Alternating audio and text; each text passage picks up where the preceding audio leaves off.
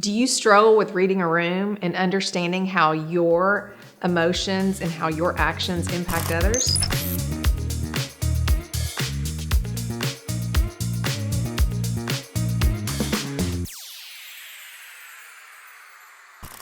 Welcome back to the Help for Leaders podcast. I'm Stacey Harris. Before we get started, I would love for you to subscribe and hit that bell to get notified of every podcast when it launches.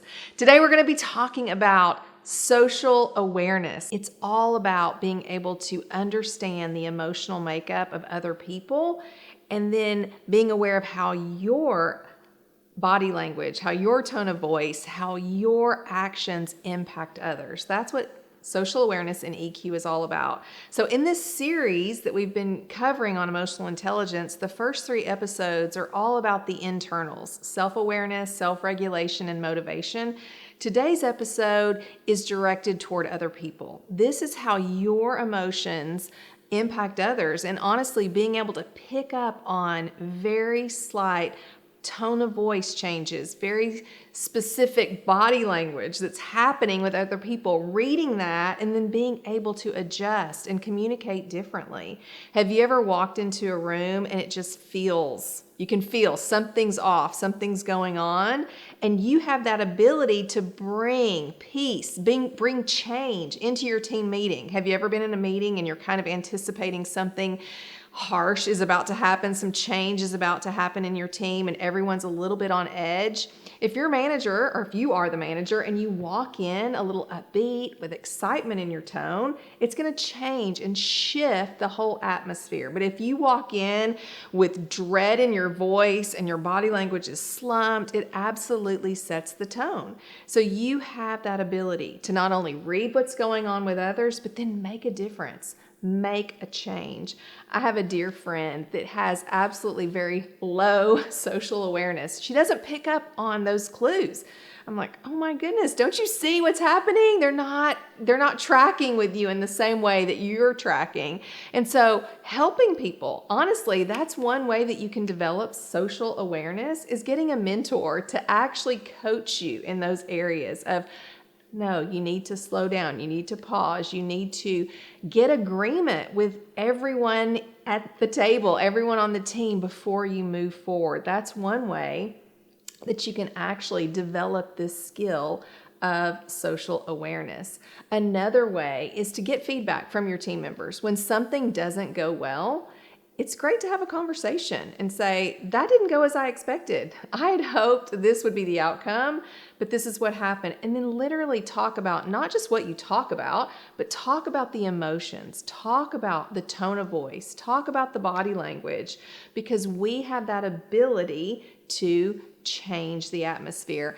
How about in a virtual context? This morning or yesterday morning, I was on a Zoom call with a team that's a virtual team spread out over 3 countries and 5 different states here in the United States.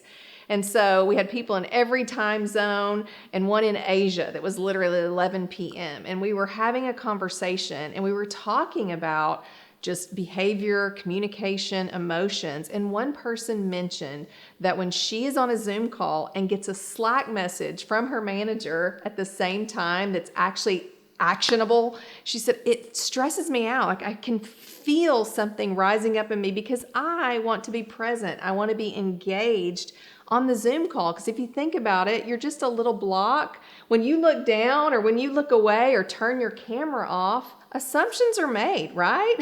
And people think one thing. And so she said, for me, I think I need to set the boundary of actually turning off my notifications. That's how she was helping regulate her social awareness, by setting a boundary for that specific Zoom meeting. And I would say in this day and age where we're not physically together on our teams, where we're still in hybrid teams, or maybe still everyone is working remote on your team, social awareness can be really challenging because you don't have that, chit chat happening before the meeting where you're just kind of walking around, or when the meeting's over, you kind of linger and stick around because they just hit end meeting for all and whoop, it's gone. You can't say all those little things that we were used to saying. And so it's impacting our communication. Our emotions are impacting us. And so even being that that awareness piece in a social setting, how those things are happening with individuals, being able to read their body language. And you know what that requires?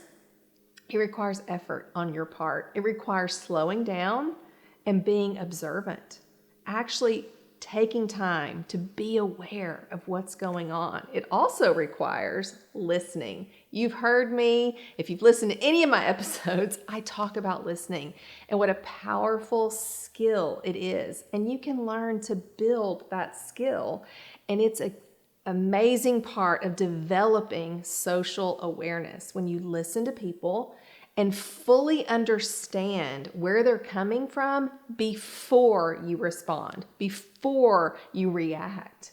In fact, I hope you will respond and not react, because that's showing high levels of EQ. When then you take in all the information, you listen to their perspective, you read their body language, you pause, you take in all that information, and then you respond out of a place of awareness, not out of a place of reaction. Next week, I'm going to be talking about social regulation, which is all about regulating your emotions in those contexts. But right now, I'm just trying to get you to be aware of what's going on internally. That's your self-awareness. But for you to be able to read the room, being able to pause, really focus on body language, focus on tone of voice, maybe even asking some questions and saying, I noticed that you rolled your eyes, or you had a little bit of, a rigid body language happening.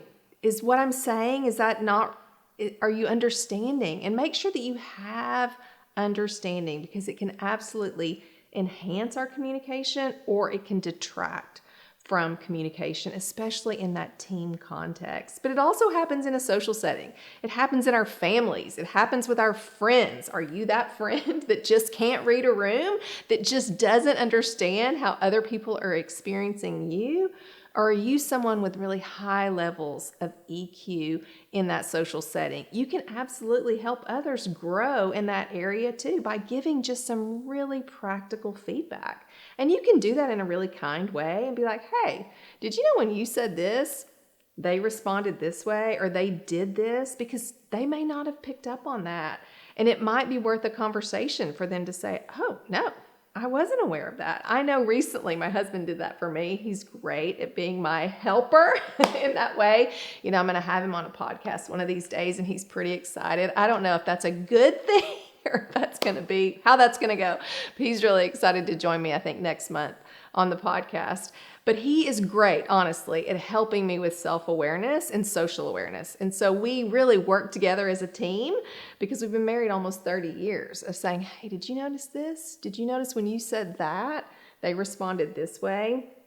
Because sometimes we're so caught up in our own thinking that we're not really paying full attention and giving everyone our full attention to be able to listen and pick up on those really small nuances in tone and body language. So I hope you've learned something today to just slow down, really start listening, really start observing those that you're interacting with, and be able to be that peacemaker, that person that brings change in a positive way with bringing calm to emotions. Join me next week. We're going to be talking about the fifth and final aspect of EQ, and that's social regulation. Thanks for watching the Help for Leaders podcast. If you've enjoyed this episode, we've got more great content. Click the link here. And then if you would, I'd love for you to subscribe by clicking this button.